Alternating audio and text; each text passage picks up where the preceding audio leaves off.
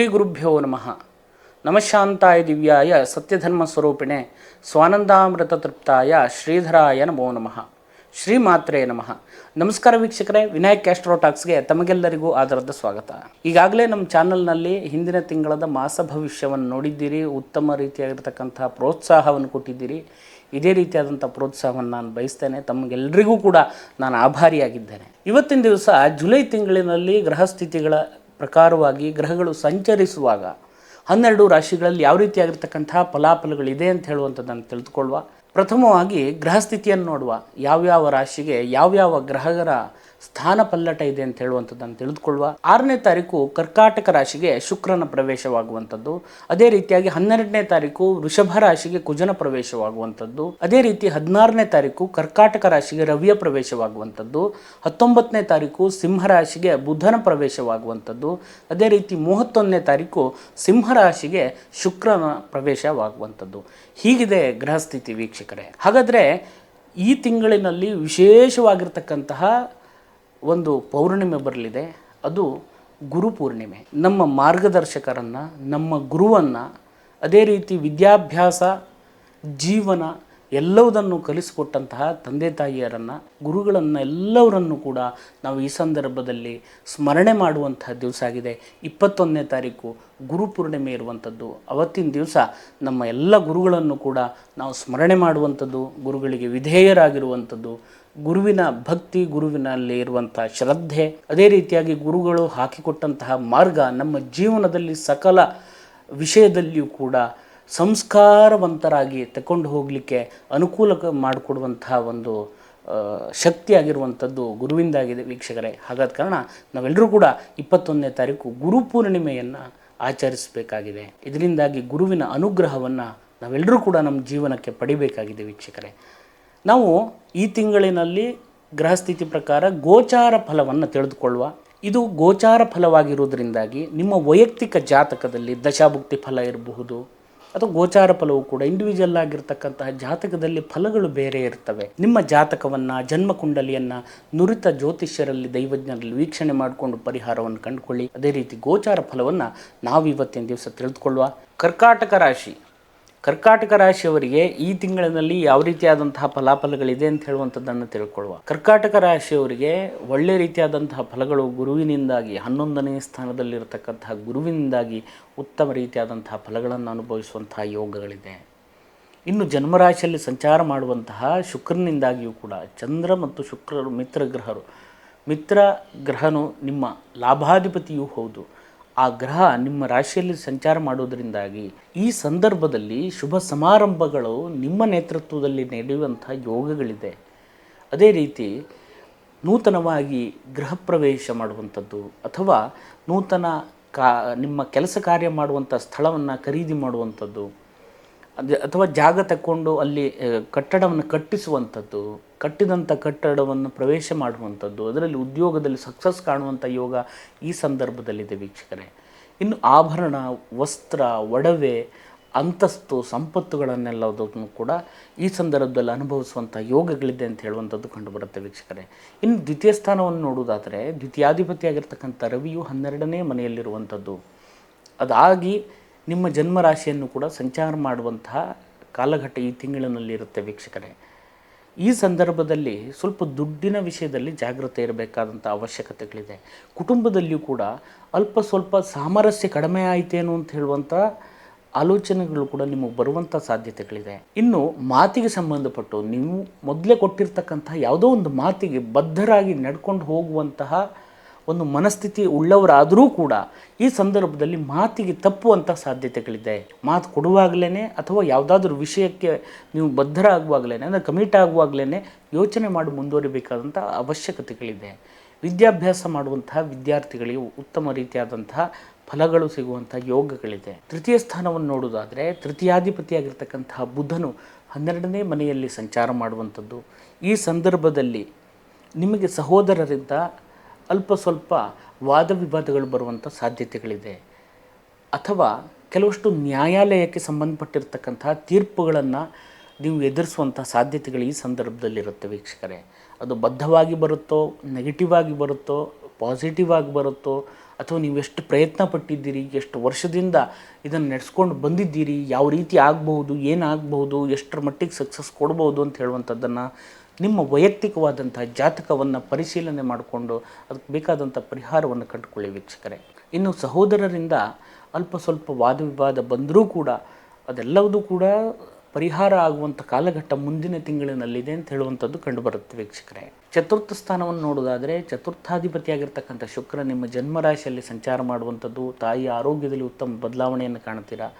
ಅದೇ ರೀತಿ ನೂತನವಾಗಿ ವಾಹನವು ಖರೀದಿ ಮಾಡುವಂಥ ಯೋಗಗಳಿದೆ, ನೂತನವಾಗಿ ಭೂಮಿಯನ್ನು ಖರೀದಿ ಮಾಡುವಂಥ ಯೋಗ ಈ ಸಂದರ್ಭದಲ್ಲಿರುತ್ತೆ ಅಂತ ಹೇಳುವಂಥದ್ದು ಕಂಡುಬರುತ್ತೆ. ಪಂಚಮ ಸ್ಥಾನವನ್ನು ನೋಡೋದಾದರೆ ಪಂಚಮಾಧಿಪತಿಯಾಗಿರ್ತಕ್ಕಂಥ ಕುಜನು ತನ್ನ ಸ್ವಕ್ಷೇತ್ರವಾದಂಥ ಮೇಷರಾಶಿಯಲ್ಲಿ ಮತ್ತು ವೃಷಭ ರಾಶಿಯಲ್ಲಿ ಕೂಡ ಸಂಚಾರ ಮಾಡುವಂಥದ್ದು ಈ ತಿಂಗಳಿನಲ್ಲಿರುತ್ತೆ ವೀಕ್ಷಕರೇ.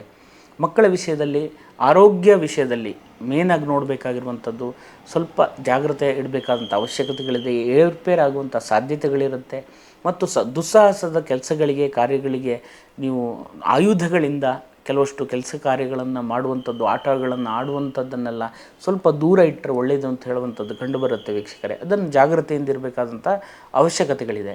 ಇನ್ನು 6ನೇ ಸ್ಥಾನವನ್ನು ನೋಡೋದಾದರೆ 6ನೇ ಸ್ಥಾನಾಧಿಪತಿಯಾಗಿರ್ತಕ್ಕಂಥ ಗುರುವು ವೃಷಭ ರಾಶಿಯಲ್ಲಿರುವುದರಿಂದಾಗಿ ಸಾಲ ಮರುಪಾವತಿ ಮಾಡುವಂಥ ಯೋಗ ಇದೆ.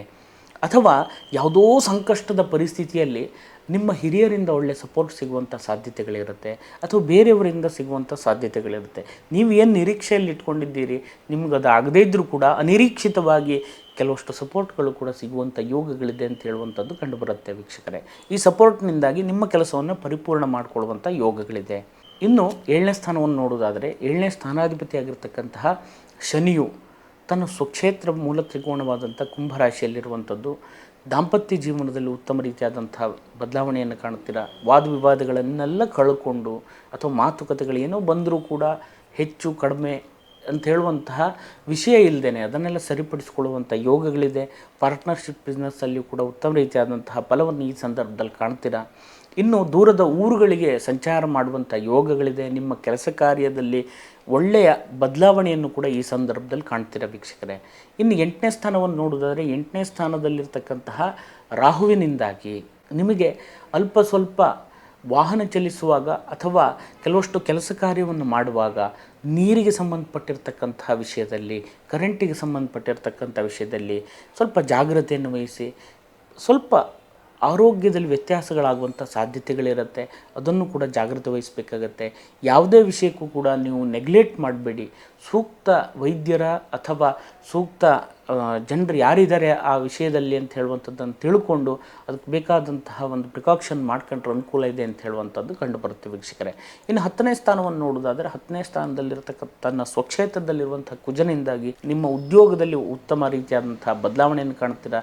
ಸ್ಟ್ಯಾಂಡ್ ಆಗ್ತೀರಾ, ಅಂದರೆ ಉದ್ಯೋಗದಲ್ಲಿ ಸ್ಟ್ಯಾಂಡ್ ಆಗುವಂಥದ್ದು, ಅಥವಾ ನಿಮ್ಮ ಉದ್ಯೋಗದಲ್ಲಿ ಒಳ್ಳೆಯ ಸಪೋರ್ಟಿಂದಾಗಿ ನಿಮಗೆ ಪ್ರಮೋಷನ್ ಆಗುವಂಥದ್ದು, ಮೇಲಧಿಕಾರಿಗಳಿಂದ ಪ್ರಶಂಸೆ ಸಿಗುವಂಥದ್ದು, ಗೌರವ ಸಿಗುವಂಥದ್ದು, ನೀವು ಕೆಲಸ ಮಾಡುವಂಥ ಸ್ಥಳದಿಂದ ಇನ್ನೊಂದು ಮೇಲಿನ ಹುದ್ದೆಗೆ ನೀವು ಹೋಗುವಂಥ ಯೋಗಗಳಿದೆ. ಗೌರ್ಮೆಂಟ್ ಉದ್ಯೋಗದಲ್ಲಿರುವವರಿಗೂ ಕೂಡ ಉತ್ತಮ ಫಲವನ್ನು ಈ ಸಂದರ್ಭದಲ್ಲಿ ಕಾಣ್ತೀರಾ ಅಂತ ಹೇಳುವಂಥದ್ದು ಕಂಡುಬರುತ್ತೆ ವೀಕ್ಷಕರೇ. ಇನ್ನು 11ನೇ ಸ್ಥಾನದಲ್ಲಿರ್ತಕ್ಕಂಥ ಗುರುವಿನಿಂದಾಗಿ ಒಳ್ಳೆಯ ಬದಲಾವಣೆಯನ್ನು ಕಾಣ್ತೀರಾ. ಜೀವನದಲ್ಲಿ ಸುಖ ಶಾಂತಿ ನೆಮ್ಮದಿಯನ್ನು ಕಾಣುವಂಥ ಯೋಗಗಳಿದೆ. ಇಷ್ಟೆಲ್ಲ ಸಂಕಷ್ಟಗಳಿದ್ದರೂ ಕೂಡ ಅಲ್ಪ ಸ್ವಲ್ಪ ಅನುಭವಿಸಿದರೂ ಕೂಡ ಗುರುವಿನಿಂದಾಗಿ ಒಳ್ಳೆಯ ಫಲವನ್ನು ಅನುಭವಿಸುವಂಥ ಯೋಗಗಳಿದೆ ಅಂತ ಹೇಳುವಂಥದ್ದು ಕಂಡುಬರುತ್ತೆ ವೀಕ್ಷಕರೇ. ಇನ್ನು 12ನೇ ಸ್ಥಾನವನ್ನು ನೋಡೋದಾದರೆ ಧನಾಧಿಪತಿಯಾಗಿರ್ತಕ್ಕಂಥ ರವಿಯು 12ನೇ ಸ್ಥಾನದಲ್ಲಿರೋದ್ರಿಂದಾಗಿ ನಿಮಗೆ ಒಳ್ಳೆಯ ದುಡಿಮೆ, ಒಳ್ಳೆಯ ಧನಲಾಭ ಎಲ್ಲ ಇರುವಂಥ ಒಂದು ಸ್ಥಿತಿಯನ್ನು ಅನುಭವಿಸ್ತಾ ಇದ್ದರೂ ಕೂಡ ಖರ್ಚನ್ನು ಅದು 2 ಪಟ್ಟು ಮಾಡ್ತಾ ಇರ್ತೀರಿ. ಅದು ನಿಮ್ಮ ವಿವೇಚನೆಗೆ ಬಂದಿರೋದಿಲ್ಲ.